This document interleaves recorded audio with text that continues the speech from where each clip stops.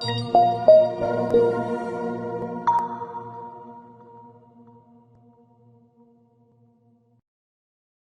is a substantial risk of loss associated with trading forex, binary options, stocks, or equities, collectively, asset classes. Only risk capital should be used for trading. Trading in any asset classes is not appropriate for everyone. Past performance is not necessarily indicative of future results. No representation is being made that investors will make profits, or will not sustain losses. Before trading in any asset classes, investors should consult with their professional broker, financial advisor, or financial consultant to determine whether trading asset classes is appropriate. Investors who trade in any asset classes should only do so if the capital used for this purpose represents funds that an investor can afford to lose without adversely impacting the investor's lifestyle. No trading strategy or methodology is without risk of loss. No trading strategy is risk-free, and no trading strategy can guarantee profits or freedom from losses. Investors risk losing the cost to execute any transaction, including associated commissions or fees. You should carefully consider whether trading in any asset class is appropriate for you in light of your investment experience and financial resources. Any trading decisions you make are solely your responsibility and at your own risk. None of the statements or materials in the Auvoria Prime chat rooms constitute a solicitation or recommendation to buy or sell. I saw if I could show how the levels tool works, and that's a great one. Let's go ahead and do that. I'm going to find a sequence with some open trades, such as EuroCAD that hasn't hit stop. Level 3. All right, let's go open a new EuroCAD chart. There we go. And you're talking about the GearBox levels. So let's pull her on the chart here.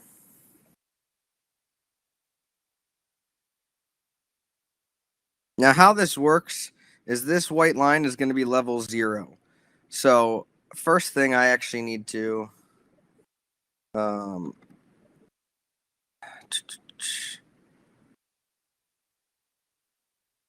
oops, hold on. With the levels, I actually need to change this now. Objects list. Parameters. Okay, I'm going to have to delete it and reapply. I'll show you what I did wrong. So when you're applying levels, let me just close this chart and reopen a EuroCAD. You have to also determine the direction. So right now we are in buys. So I need to make sure that it is buy. Okay, I'm going to click allow here. And now what I'm going to do is I need to find where level 0 would be. So this is the harder part. You kind of got to play around. In this case, that's level 4. So I actually need this to be right there. So hold on. Take it down a little more. Getting closer. A little farther down. So this one you got to play with a little bit, but it can be a great tool for analyzation. Okay, there we go. We're almost spot on. Perfect. So as you can see, this is about correct. Where you see that this is where level 0 would have deployed. These are the trades you skipped. This is the first trade you entered. And then EuroCAD obviously continued and it's been in a nice consolidation period now for, a while here, kind of consolidating around this area. If you see a little bit of difference, that's always going to be caused by spread or any other little discrepancies. In this case, if I move this down just a little more, it might make those a little more even. Factory can play with that. Let's move it down right. There we go. You can see there's a little discrepancy there, and I would say that's due to spread, volatility, movement, different things. But you can see that we lined up our first real trade. So now what this will do is it'll also show you where the next trade's supposed to deploy. So we've never deployed level 7. So obviously if I move this to the daily time frame, it's going to readapt. I got to readjust it again. You adjust it by double clicking the white line.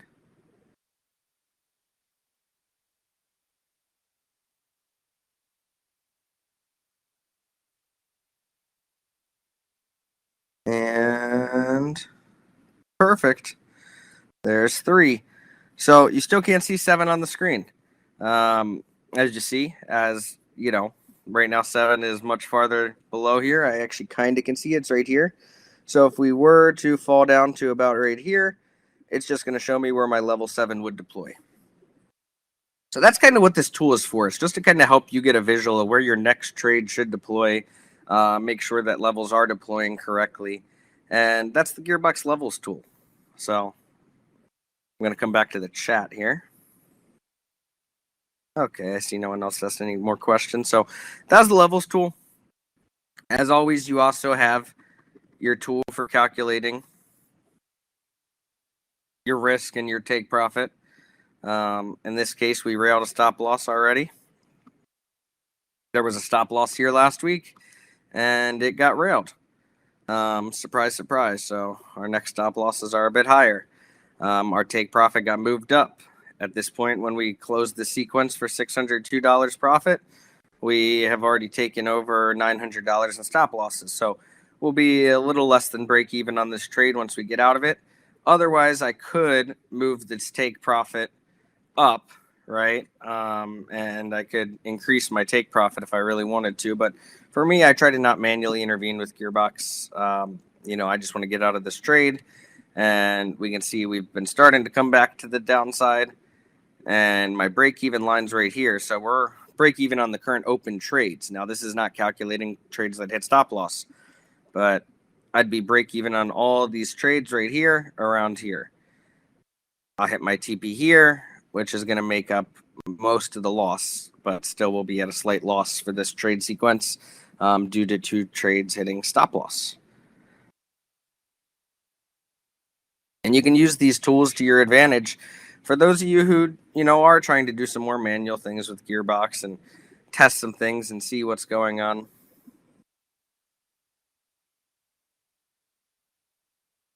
Other than that, going into actual GearBox itself, as we've talked about, you have a lot of risk management tools, right? And, here's USDCHF. But, for those of you who are watching, we can go through any of these settings. Let's talk about anything that you guys would like to talk about while we're on this call. So if you don't be afraid, there's no bad questions. The only bad questions are the ones you didn't ask, right?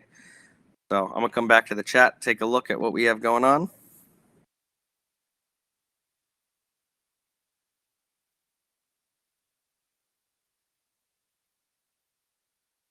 Bills for B. Yeah, I saw that support ticket come in. I'll have to investigate.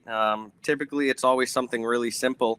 If you're using the MAV version, I'd make sure that you have your notifications properly configured so that they can actually come through. And what I mean by that is if you haven't gone and made sure your MetaTrader is going to get notifications, because the trades are only good for 6 hours. So you want to make sure you enable push notifications and you connect this to your MetaTrader MetaQuotes ID. If you didn't do this, then chances are you have probably actually been getting notifications, and every time you look, they're not there because it's been over 6 hours since those trades were sent to you. You want to make sure you enable push notifications and sync this to your MetaTrader 4 on your phone. That way you do get alerts of new notifications. Oftentimes when I've seen this issue in the past, people just didn't know they were actually getting notifications because they did not input this step. So make sure you're set up to get notifications. Otherwise, chances are there's been plenty of trade opportunities and you just didn't know.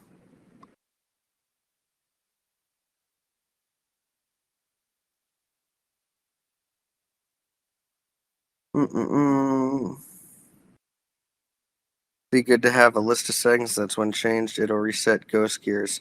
Bipstar, not many things should reset ghost gears anymore. We pretty much, I think, have gotten it down to a T, and there's not a list of settings that reset ghost gears. It's more if they do get reset, it's because the software saw that if it did not reset them, that it would cause problems. And what I mean by cause problems is something in one of the settings changed would cause math to inaccurately calculate. That's the only time the software is going to reset the ghost gears now, is if it does believe that a setting changed would affect the deployment of real trades into the market. Most of the time, it's not going to reset them due to that. So we have made many updates to make sure that it tries to keep ghost trades from being reset.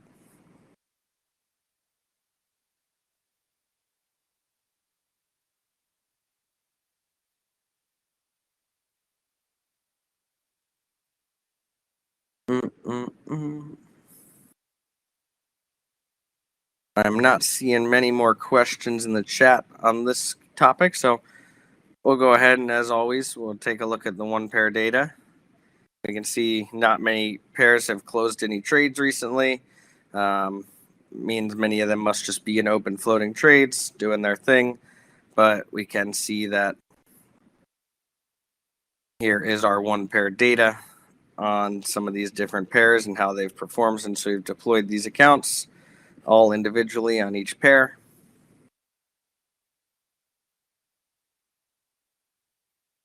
The main thing I want to take a look at for this upcoming week, though, is going to be Forex Factory. As like I mentioned, there has been a lot of news, a lot of detrimental things that are going on in the markets, and we want to make sure that we're prepared for those. So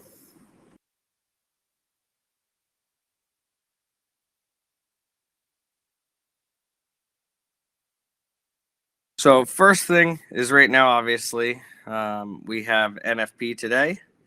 It actually happened a little earlier. We also have a Treasury currency report that's tentative today. Monday, Fed Chair Powell is going to speak. Tuesday, we're going to get into PPI, USD. We're going to have Fed Chair Powell speak again. We have FOMC member Daly speaks. We have GBP, Governor Bailey speaks. Governor Macklin speaks for Canada. USD, we also have CPI, core CPI again on Wednesday, as well as unemployment claims. AUD, we have employment change and unemployment rate on Wednesday. And then Thursday into Friday look to be a little more less hectic, but we still see some FOMC stuff going on. We have member Williams speaking on the orange folders on Friday. So overall, it definitely does look like it has some red folder news this week. A little on the hectic side for Canada and USD. There are some GBP and AUD events, but mainly looks like Canada and USD are going to be taking the red folder news this week.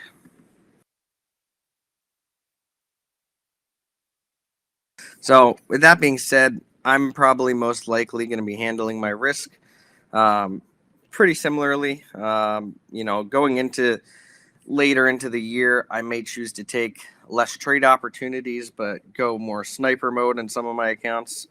We can see that the news is really, from today, has been making a good move back up to swing some of these trades to profit. That's exciting. And I'm hoping that maybe we close out today with some profitable trades and people get out of drawdown.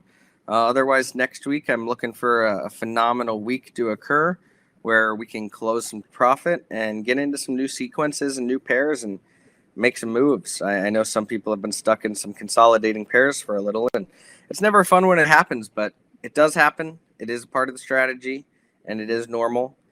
GearBox is a patience bot. You got to have some patience with it and understand it's going to do what it does best. But you got to trust it and give it its time and its patience. But with that being said, I appreciate every single one of you who tunes into these live calls every single week. And I look forward to another amazing trading week ahead. Thank you all for tuning in, and I look forward to seeing you on the next one.